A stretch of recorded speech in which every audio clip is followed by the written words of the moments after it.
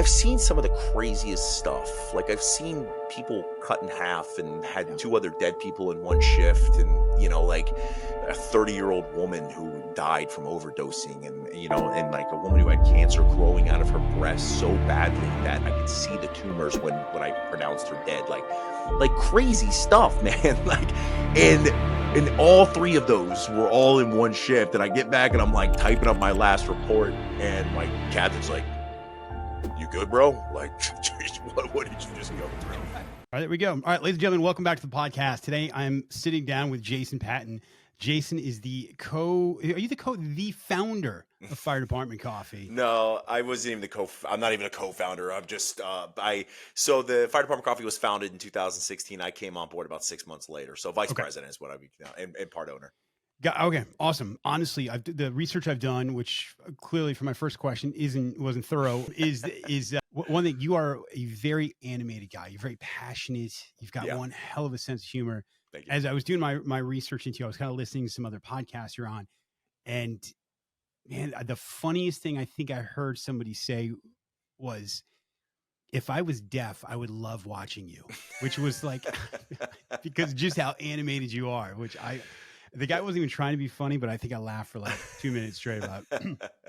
Yeah, I definitely don't lack in the animation department when it comes to my face. So is that something that it's just always been, if you've always been that way? Yeah, no, I've always loved being animated in my life. In fact, at some point in time, my videos, I had to crank it back slightly because I was being so animated. Like, and there's a point where it becomes not as funny, just becomes annoying. So yeah, I've been like that my pretty much my entire life, man. I've made facial expressions. That's why I have massive wrinkles on my forehead and stuff. Which someone said, "Hey, you should get Botox." I'm like, "I'm good, man. I'll just let that natural happen." So. Right. Does that go both ways, where you make facial expressions? Like my wife, she makes fun of me. She's like, "You can't control your face. Like you don't have an ability to control it. So whatever the emotion is, good, bad, it's out there." Yes, I definitely, I wear my emotions on my face. Like, it is extremely obvious. I used to say I have color coded emotions. It's pretty, if I'm upset, happy, whatever it is. But I think that's good, man. If I have to like hide something, then I probably can. Like, I'm in front of a patient that I know the outcome's not going to be very well. I need to be able to be, there in the present in the moment. But very hard for me to hide emotions. Yeah. So let's get into that, because when you talk about patients, not everybody's going to know exactly what you're talking about. We can go back to the time you were a mechanic, but you came on the fire department, what, 12 years ago, 13 years ago? How long? I've been a paramedic for 17 years, a firefighter for 15. Okay. So I don't want to say strange transition, but you went from this job as a mechanic, self-proclaimed not the best of mechanics. Yeah. You get into the fire stirs. And is that something that immediately resonated with you? Is that something like right from the very beginning, you're like, "Oh man, I found my calling. This is it." I got to tell you, when I went to become a mechanic, and I did that because my father was a mechanic and he talked about it, and I thought, kind of like following the lineage of what he was doing, I thought that was what I should be doing. It wasn't I want to do this. In fact, I went to a thing called Ford Asset. It was a school that taught you specifically about Ford vehicles. You worked at a shop and kind of went from mechanic, depending on what we were learning on for that period of time. And I remember like learning the stuff. It was cool, fascinating, but I had zero passion for it. It was like, I'm just doing this.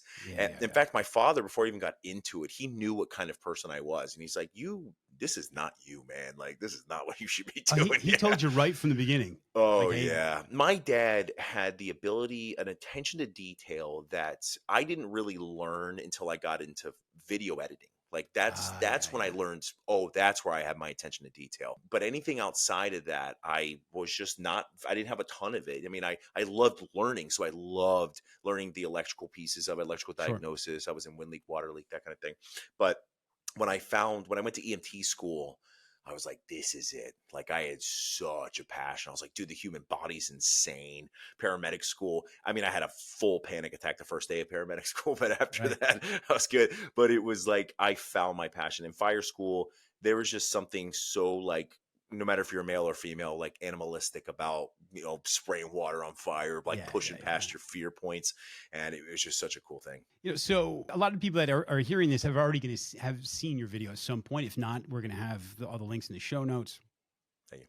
And the what you guys have done with social media and this idea of a first responder putting it out there on social media, but in a comedic way, right? And Hmm. first of all, it's brilliant. And when you talk about the video editing, I got so much respect for it because I've watched a lot of your videos and the back and forth and the constant changing, and I'm like, who the fuck is this? Must be a monster to edit. And then I found out you're doing it, or Yeah. Yeah. you almost ruined a relationship with With my was it brother. Yeah. brother? Yeah, yeah, yeah. Yeah, yeah, absolutely. Yeah, Did that was a fun time. Yeah. yeah, did you have any experience in this, or was it something you kind of just jumped into? Man, No, that's I that's a learned monster. this like kind of on the fly. It's funny, man. A lot of things in your life come by necessity. You either, Yeah, I think that's the real forks in the road where you get to a point where you're like, I'm either going to learn this skill, figure out how to do it, or I just have to move on to something else. yeah. And I loved making videos. I loved painting pictures and educating people through like funny videos. And my brother, when I decided to go to the next level of kind of video production that wasn't just my cell phone, my first big video was my CPR video. Loved it. It was such a cool, like I got to teach people how to do CPR, which I own a comedy CPR company, but I got to do it on a much larger basis.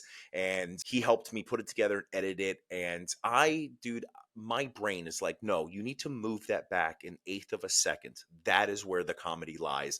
And that is so hard to someone who's like, I don't want to do this for the next 12 hours of my Right. day. Like, Yeah, I'm not getting paid for this. yeah, that's exactly what it was. He's like, I'm not getting paid for this, Jason. So he helped me do, I don't remember how many it was, but I would imagine it was somewhere around 12 videos or something. And he, at the very end of it, my wife was the one, I'm sure you heard this, but my wife was the one that was like, hey, Colby doesn't want to do this anymore. I'm like, really? Like, I'm completely oblivious. He It's like, said I the next never day. saw that coming. Yeah, I was like, no way. And the next day he's like, hey, so I'm not doing this anymore for you. I was like, okay, I I get get it. it. I So, get it. Yeah. yeah. And one of the reasons I was kind of so amazed by it is because I knew nothing about video editing, right? And I would say I was doing a podcast for another company, and I'm like, I'm just gonna start. We're gonna record these, and then I'm just gonna edit. And I'm not even moving, right? I feel like I'm literally stationary, but there's more than one camera, and I Yeah. knew nothing about like frames per second. And I was videoing something on a phone, and then I was trying to edit it on an editing software, and there kept being this drift. And what was supposed to be an hour-long video, like this is no joke. It Yeah. probably took me 8 to 10 hours to edit this thing because I was constantly chopping. So I mean, I'm probably boring everybody with my story, but I just found it really, really difficult, technical, and you really had to have a love for it. Otherwise, Yes. you would lose your freaking mind. But and that's what it is, bro. Is it's such sorry, I had to adjust my camera in the middle of that Yeah, yeah, my phone's or my computer's like overheating right now. So yeah. no, you're right, man. I think that was the biggest thing for me was you just don't realize the amount of time and effort that goes into editing and the amount of my videos average 25 to 55 seconds, right? Sure. And I gained an immense amount of respect for people that are filmmakers, people that make Yes. 2 hour Yes. or hour and a half long movies. And I've seen the productions that go into those things, into like to put those things together it's psychotic. It is It, psychotic that anyone could do it it. seems So so overwhelming that yeah, I mean, I couldn't even fathom because if there's so much detail, and we're kind of getting off track, but I look at where you are now, like everything's intentional that's behind you. Like yeah, this wasn't a mistake. Like you just didn't hang that stuff there on, on a whim and be like, I wonder if this looks good. It's meant to be there. That means yeah. there's been thought, and that's just this thing that's behind you. So to think about doing that for an actual film, Mm, man, it just seems it would be so overwhelming that I can't even wrap my head around it. yeah, But yeah, yeah, okay, this all leads to the fact that you've taken this kind of forward facing comedic these videos that you put out there, and they're fantastic. But at the same time, there's a lot of truth to what you're doing, and you've also resonated, or you've also communicated some of the heavier things that come along with the fireside as well. And yeah, there's this thing around first responders and this kind of dark comedy, that they're able to laugh at things maybe other people don't. And in my opinion, it's not being callous. It's a coping mechanism, right? When Yeah. we deal with things on a daily basis, if you can't laugh at them, man, you would just be so depressed you wouldn't show up for work, Hmm. which happens too, right? Oh yeah. So, what has been your experience, kind of overall, with the feedback that you've gotten from the first responder community? And I'm Hmm. sure there's law enforcement community kind of weighs in on these things as Hmm. well. But what has that been for you? And have there been some people that have kind of been vocal against it? Yeah, in the beginning, I had more people that were vocal against it. Really? Yeah, and it's a new concept. When I started doing it, it was a much more nuanced kind of subject of first responders being in the social media light, and kind Oh of yeah, highlighting some of the things that we've done since then. Was it 2019, 2020 is when TikTok really exploded. So more people yeah, were yeah. able to create content. They didn't need a lot of production or video stuff behind them. So in the beginning there was, but what I found was those people weren't like, they weren't supporters of anything. They just were the Yeah. Just naysayers. yeah, In the fire service, we found, and even in the EMS, there's just a select amount of people that they don't care if it's good or bad. They just don't like it because it's different than the way they think. And I believe that's actually humanity in general. sure, sure. Yeah. So, but it was a very small select of people. Once we were able to move past them, then they were totally great. But recently, it is 99.9% positive. There was one comment every once in a while where someone's like, this is BS, or I don't like the way that this was portrayed. But I always try to make sure all my videos are portrayed in a fun, light way. And if I'm making fun of anyone in it, it's probably me that I'm making Mm, fun of, that I'm the one yeah. that was stupid in the call. But a lot of those calls were me. A lot of those calls Oh, were really? yeah. So a lot of the stupid people in those are me.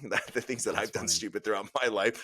The one where I haven't said this live yet, but there's one where I talk about a guy who's about to crap himself going to the hospital Yep, yep, after. yep. That was me. That was me. I was going to shit myself. It was bad. Oh, I Jesus. barely made it to the hospital.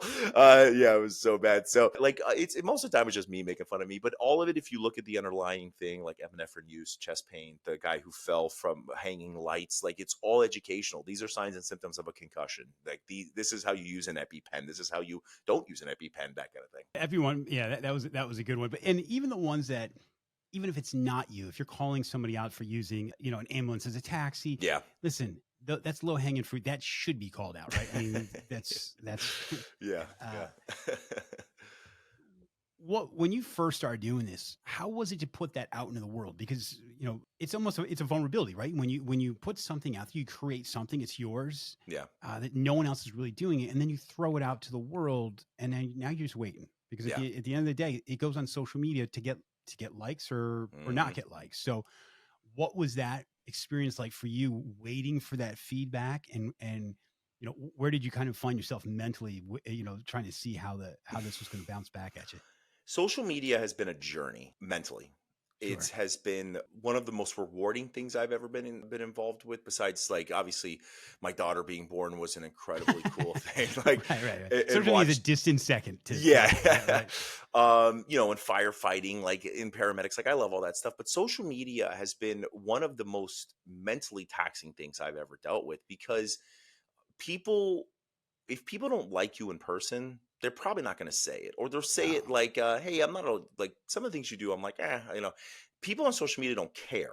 They will say the most cutthroat things you've ever heard. Like sure. their immediate response is, "This is so dumb. You should off yourself." Like, Jesus, that what was that? All Like, right.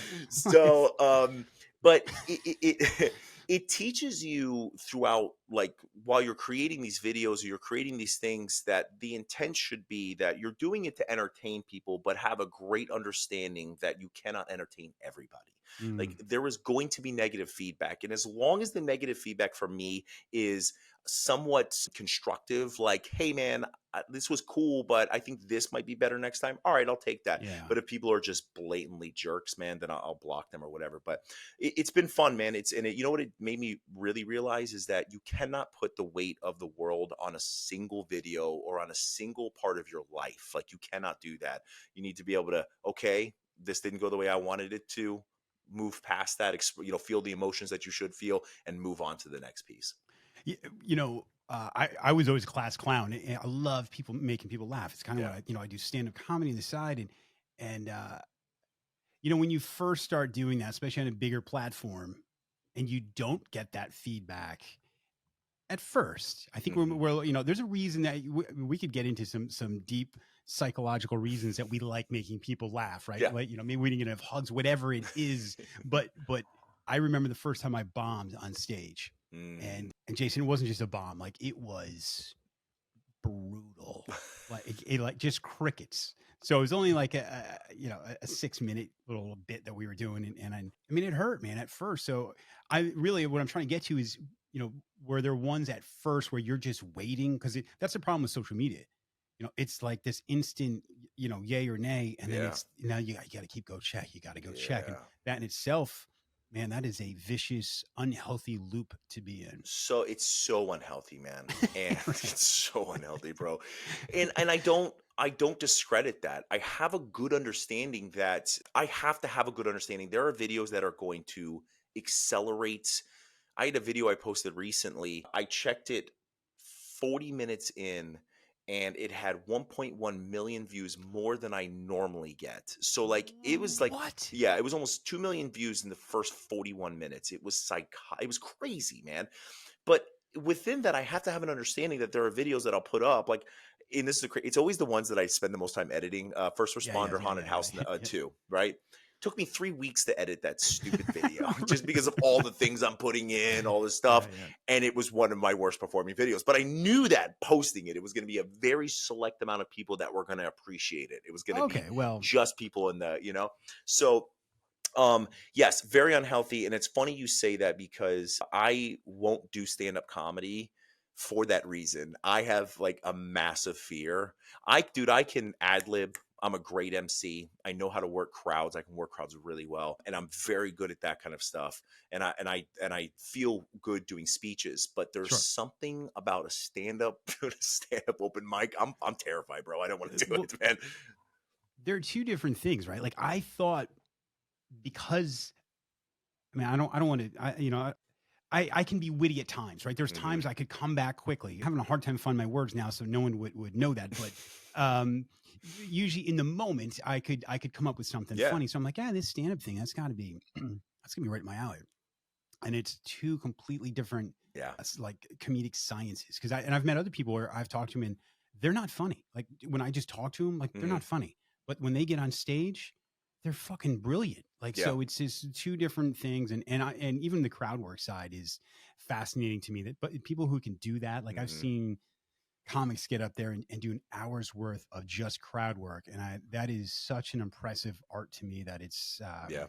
yeah, it blows my mind. All right, so when you're doing these videos, a lot of times you're incorporating other members of the fire department. I mean, are there times where like guys like, Jason, I'm just hungry. I'm just trying to get some rest, Yeah. and I don't want to be the guy operating, the drone today or whatever it Hmm. is. Yeah.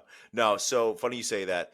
If you notice, I don't know when it transitioned, but let's just say 2019. If you notice, there was a period where in my videos, there used to be people in the videos, and then it just becomes me, all me. And that's why. And I understood, man. I'm like talking to these guys. I'm like, hey, can you come out here and help me film? And they're like, come on, bro. Like, really? I don't want to do this. And so it got to a point where it was like a necessity. Plus, when I write characters, the characters are expressing an emotion a certain way that I think they should express it Yeah, in my yes, head. yeah. And I know how to express that emotion. And also, those 45-second long videos, most of those videos are, I don't know, a minimum of 90 minutes of filming. So I'm like doing each character for 10 or 15 minutes, playing with the way that they're saying things, ad libbing some of the verbiage. So it just makes it easier. But for fire department coffee, we have we fly a cinematographer in, and an audio person. We bring in all of our people that have been in all the videos, Natalie, Josh, all Yep, those yep, guys, yep. and then Illinois Fire Service Institute is nice enough to allow us to come in there and kind of create some fun. And again, it's all educational in some way, shape, or form. Content around there. This is probably a cliche question, but did you have any concept of the traction that your videos, even fire department coffee, they've got a massive following. Did you have any clue that this was going to take off like it did? No, No, Yeah, not in a million years would I ever think that this would turn into the thing it did, and because it literally started off the way most people start off on my cell phone. It was on my cell yeah, phone. I was just having a good time, different paramedics, different EMTs, different firefighters, that kind of stuff. And then I noticed that videos needed to change slightly. So I have ADD too. So I know when I'm tired of making a video type, I need to change it because change most it. likely Yeah, the viewers are going to be the same way. But no, man, and especially with fire department coffee.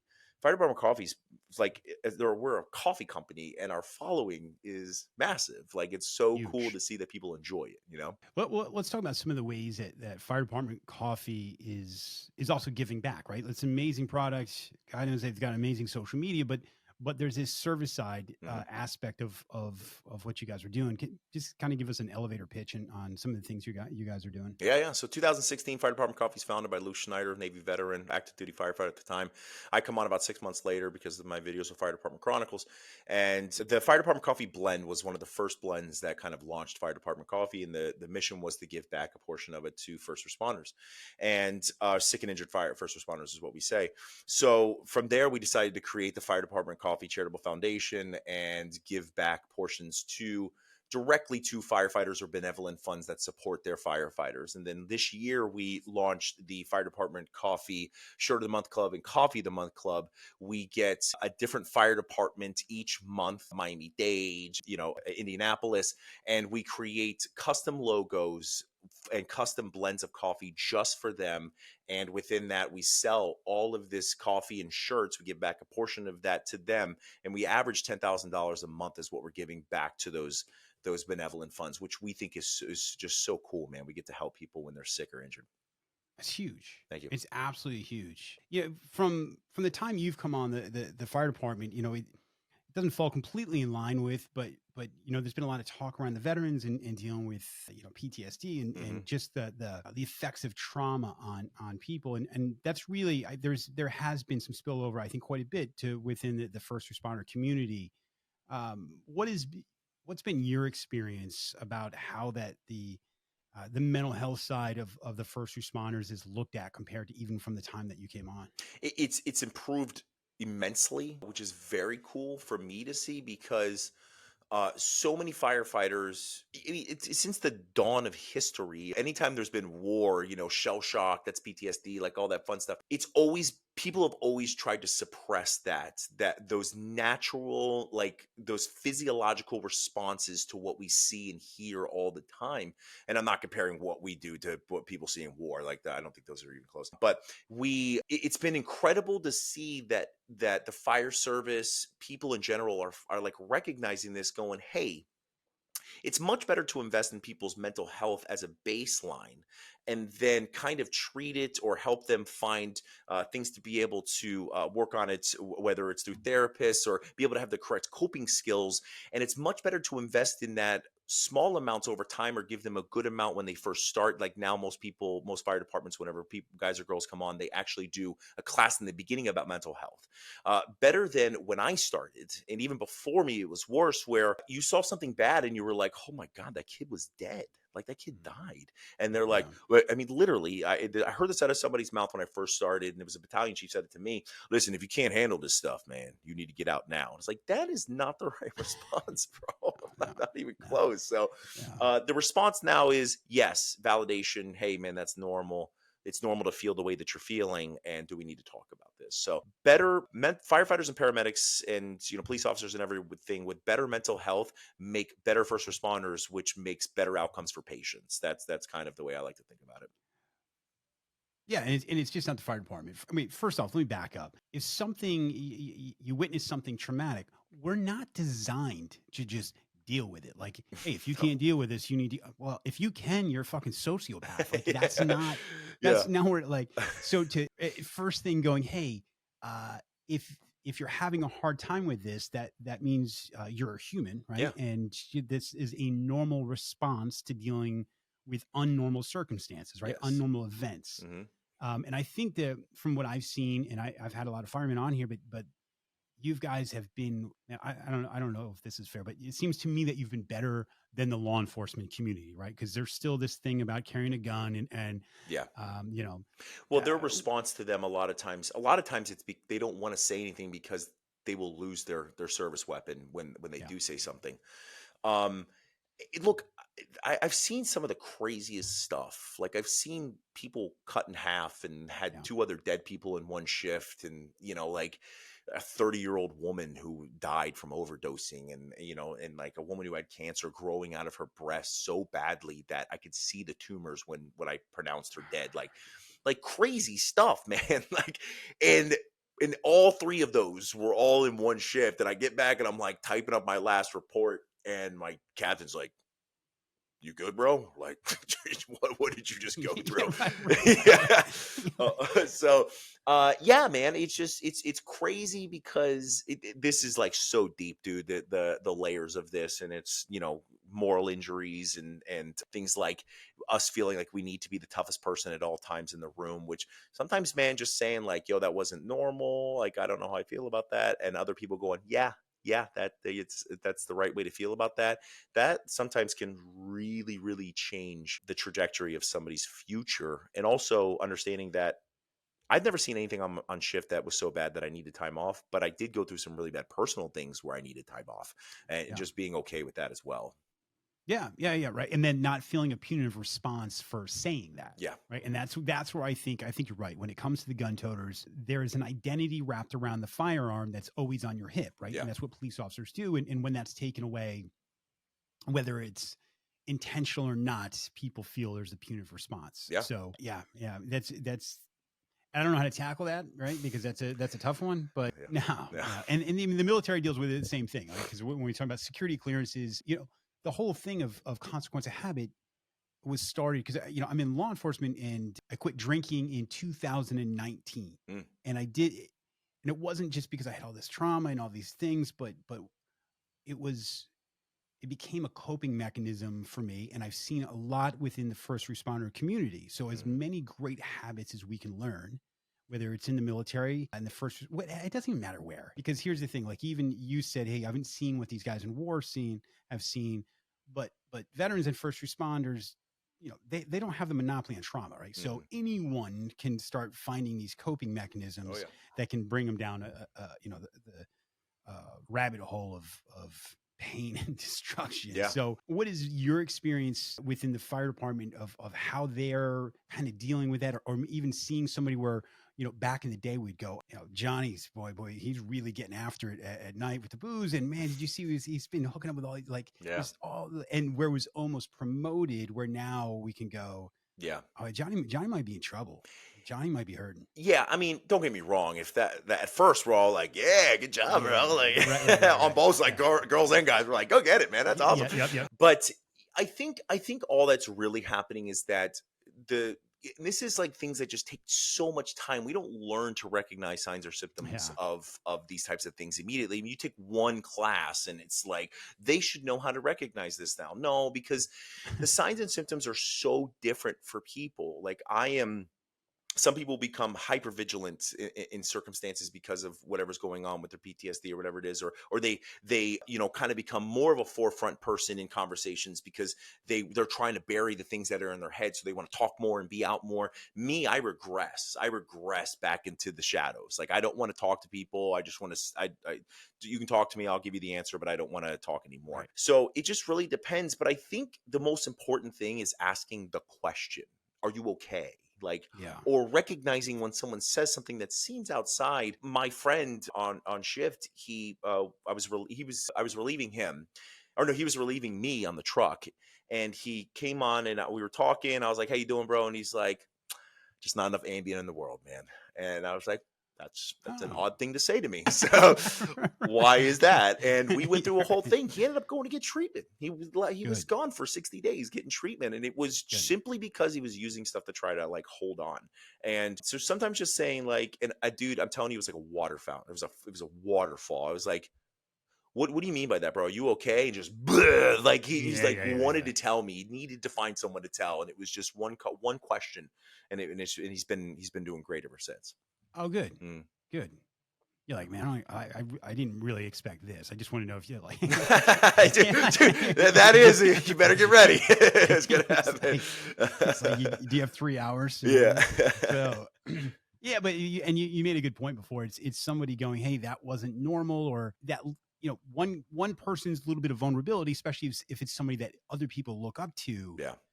is sometimes is a great way to lower those barriers, and then everyone feels comfortable in talking about it. And my experience has been the other way to do that is through comedy, Yeah. right? There's something about laughing together. Mm. You get a bunch of firemen, EMTs, paramedics in one room, and there's still this machismo, right? It may take, especially if you don't know each other. You Yeah. walk in and everyone's, uh, you know, you show one funny video and everyone laughs together. Yeah.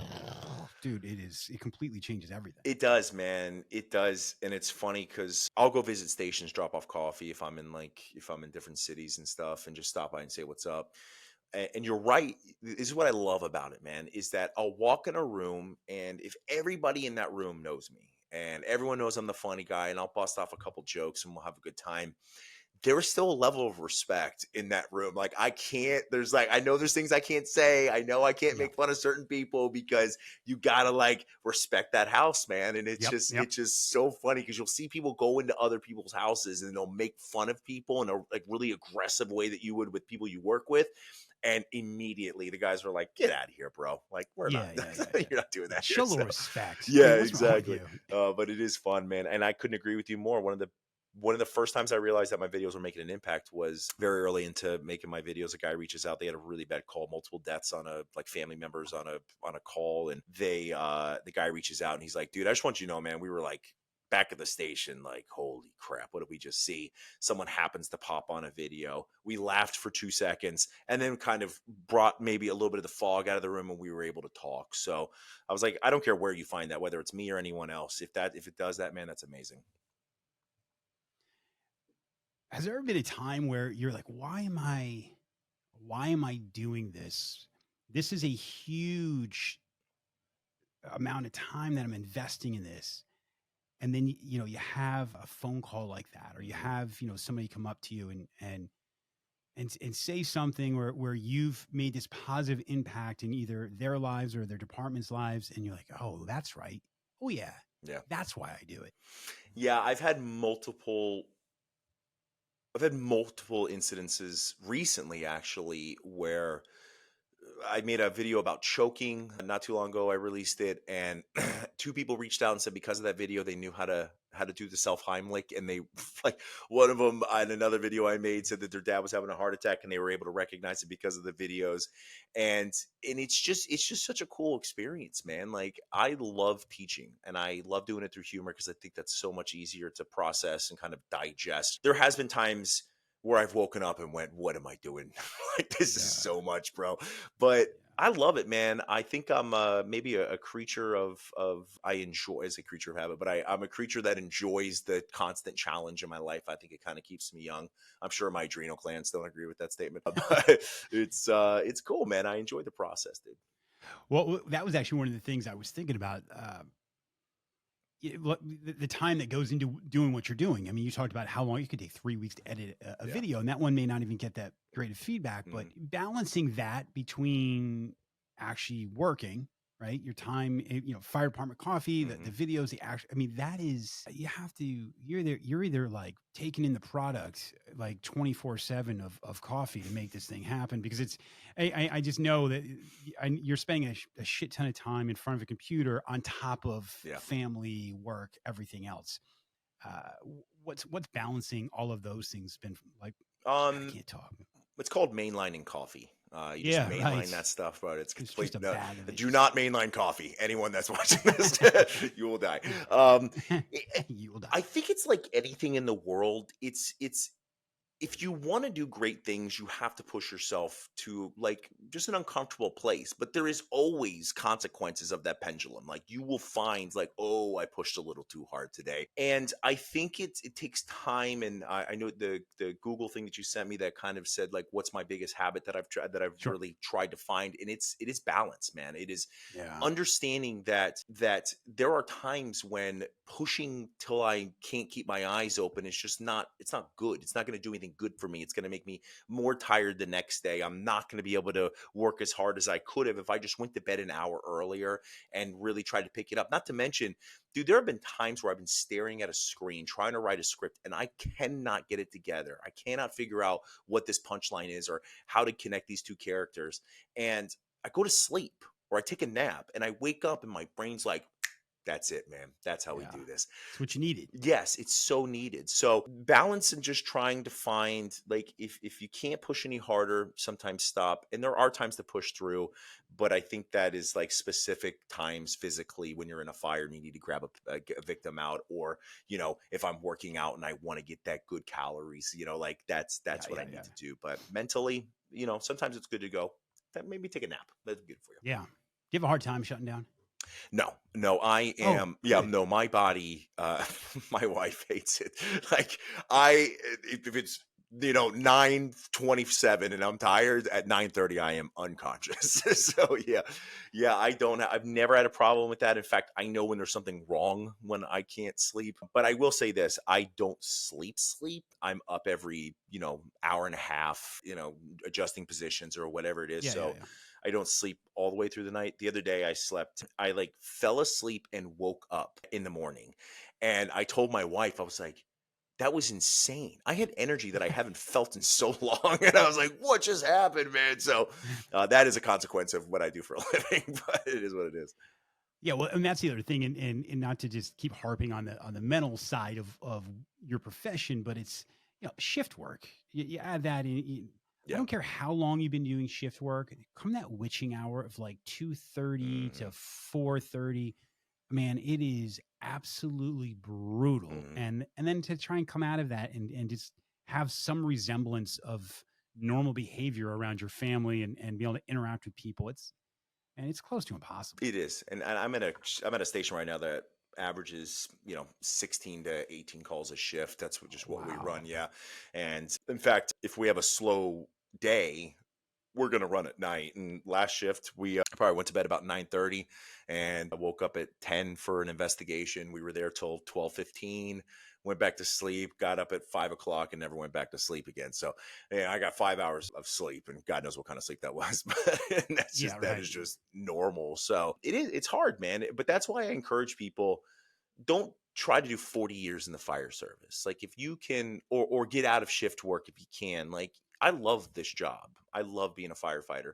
But after 25 years, I'm going to retire, and I'm going to like enjoy my retirement, because we've had guys, man, they retire after 40 years and they're dead within a year. I'm like, Yeah. nah, man, I want Well, I think it's important to have something else. I mean, yeah, not everyone is going to have this massive social media following, but you've clearly found a passion for something outside of the fire department, and that's huge because there's like getting back to the identity thing. There's so many people. Again, this isn't just the first responders. I mean, God knows I talk to a lot of veterans that once they're done, it's like everything about them was wrapped up in this thing, yeah. and to include their brothers and sisters that they had that avenue to be able to you know throw up their entire emotions when they make a Hmm. comment like about Ambien or something Hmm. where that's no longer there. Yeah. So having that thing outside of it is just huge. Yeah, I agree, man. And that's what, like, one of the highest levels of suicide is retirement. That's Yeah. just massive, dude. And I could not agree with you more, man. Just find something that is different than this, because you don't want this to be your entire life for the rest of your life. You want to have something, whether it's golfing or freaking Whatever. Yeah. Yeah. traveling, like whatever it is. And of course, if you're traveling, you're going to stop by a fire station. But that's fine. That's what we all do. Yeah. But yeah, man, that's just so important for good mental health. Awesome, Jason. Is there anything that we didn't hit that you'd like to to cover. No, man, I think this is an incredible thing, man. I think you're really highlighting some amazing stuff. And I think the conversations of mental health, as much as possible, should be highlighted and talked about. The more we hear it, they say in advertising that takes a customer 7 times of seeing a product before they're probably going to buy it. So, as much as people hear the word good mental health, good mental health is a good thing. The Yeah. more they hear it, the more it becomes just ingrained as a natural part of their life. I think that's probably the most important thing in the world. Yeah. Yeah. Two quick things about that. you, you said it earlier, and I meant to follow up on it. Is when you start a good practice early on in a career, right? With the understanding that people are going to suffer at some point Hmm. because they're going to see things, like I said, that not normal people see all the time, and you can invest in that. It benefits everyone. It benefits the community. It benefits the city, county, state, whatever department you're with, because you want somebody with a clear head, as clear as possible. So there's a money aspect to that too, right? I Yeah. mean, you see less Lawsuits. lawsuits, Yeah. and that, Yeah. right. I've had this conversation with leaders in the law enforcement community. I'm like, believe me, there's a monetary reason you want somebody, clear headed, All especially day. when they're, yeah. I mean, we've seen enough videos.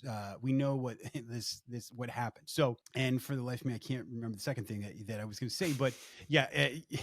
So Sleep, ladies and gentlemen. Sleep is yes, yeah, here we go. I good. literally did just come in from work. So, but listen, I appreciate what you're doing. I Thank you. honestly do. Like I said, I'll have links to this. I'm excited to see where this thing goes. I Yeah, mean, man. to see how quickly it's grown, and just who knows, man. I Yeah. mean, I think you're going to be a busy man, whether you're a fireman or not. So, I appreciate it, thank, brother. I appreciate it, man. yeah, awesome. I appreciate your time, Jason. Take care, man, and keep it up. You too, man.